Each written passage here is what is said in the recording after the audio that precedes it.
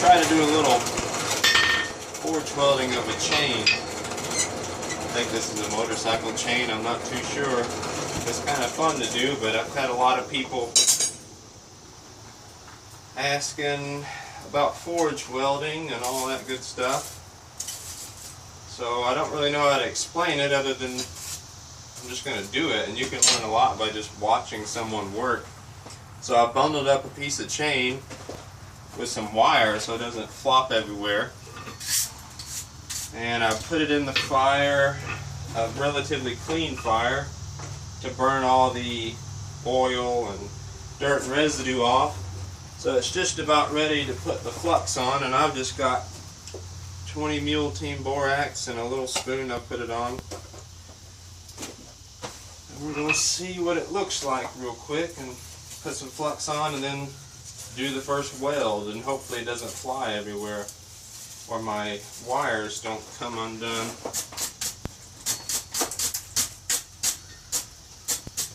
So there's that. I'm just going to start fluxing. And I'm only going to concentrate on the tip, the very end that I'm flexing, just to get that stuck in case my wires melt. That's holding it all together. And I'm pretty liberal with this flux, and in hopes that there's going to be enough that stays on during this heat.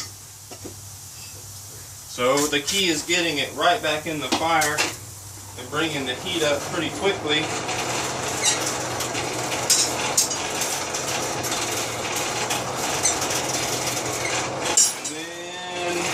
Just going to try and tack it in place. A couple light tacks, flip it over side to side, and we'll see what happens.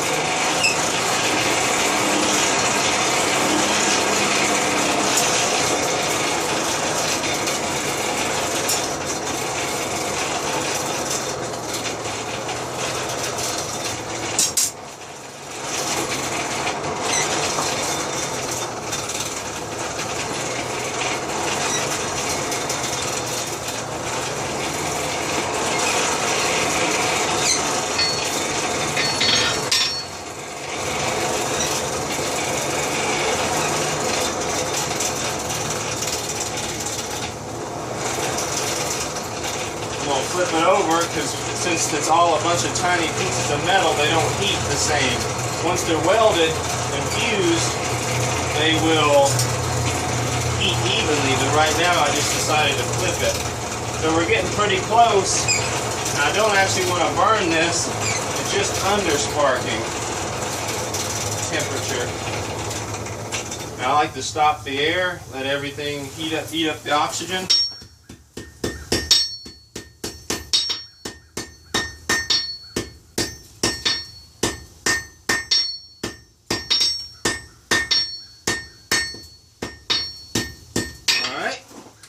I got it to stick. We're going to immediately flux it again and put it right back in so we don't waste any time with this heat.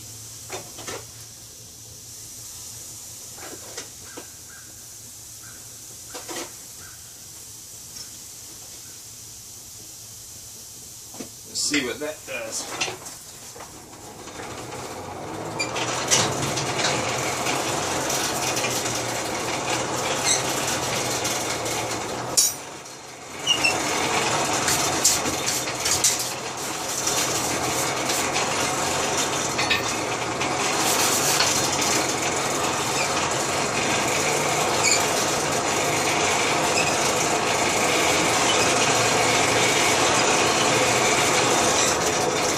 Give it a flip, check the heat,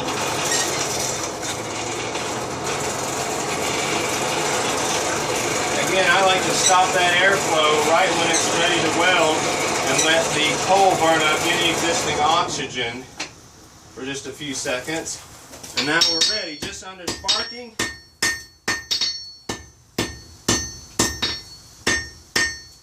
Okay. It got a little lopsided on me. That's okay. But you at least got something to stick, and that's a start. So now I'm starting to lose washers everywhere that holds the chain together. And I already lost, no, I welded that wire in there. I thought I lost it. So let's try and get this weld a little farther back before my chain disintegrates.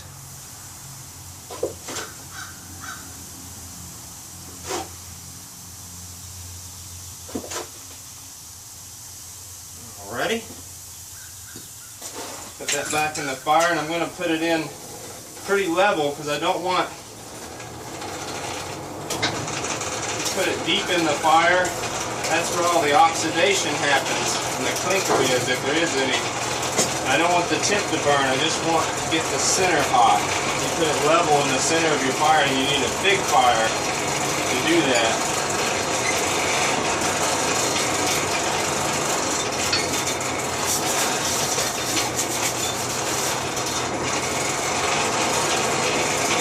It's going to take multiple welds to get this to stick together. There's so many impurities and grease and dirt and air pockets in there. I'm just going slow.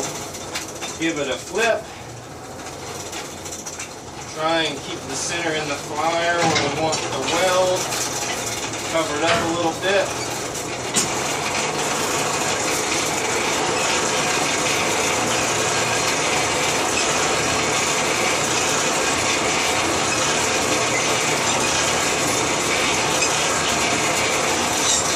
Hope it doesn't fall apart on me and it gets to stick.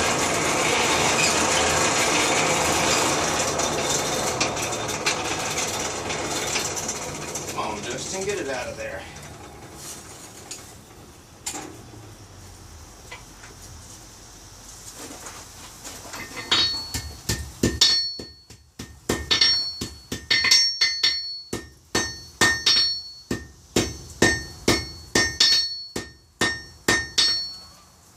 I want to get it on all sides and a bunch of light little tacks.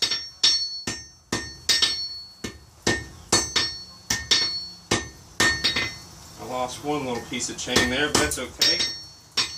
So I'm going to have to put a glove on because this was so hot it was burning my hand, my hammering hand, and I wasn't even touching it. So that's looking pretty good. We've got a big blob of it started, and that's the key. So what I might do is I want to leave this raw chain on the end, but I'm losing more and more chain every which way I go. So let's see if we can get any more of it to stick here.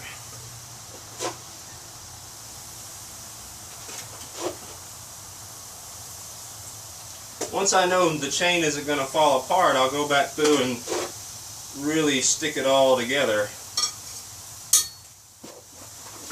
Put this end in the fire.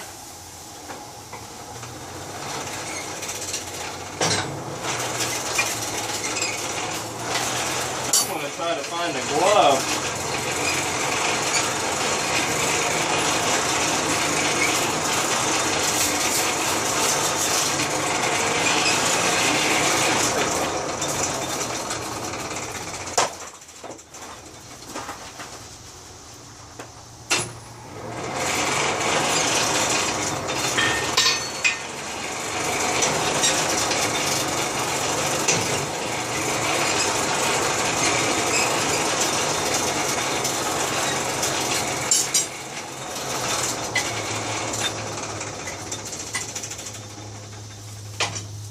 Give it a flip.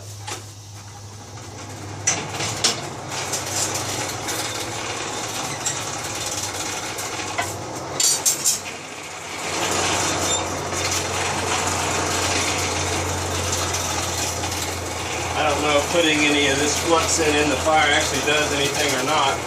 I'm going to hope that some of it melts down in there and helps me out with the weld.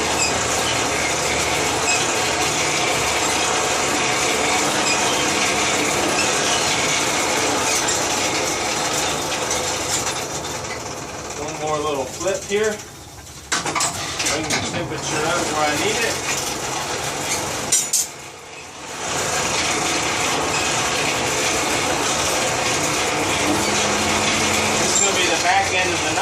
I'm not too worried if a couple sparks happen.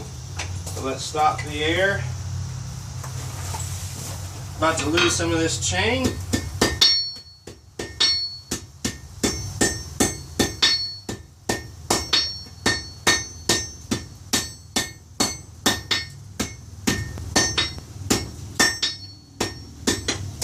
And that's what happened.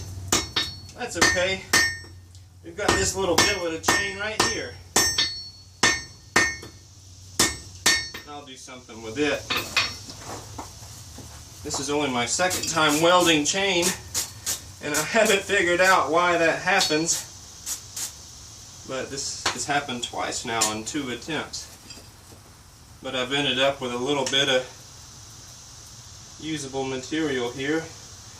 And now, since I don't have to worry about it falling apart, I can actually go back through and finish the weld.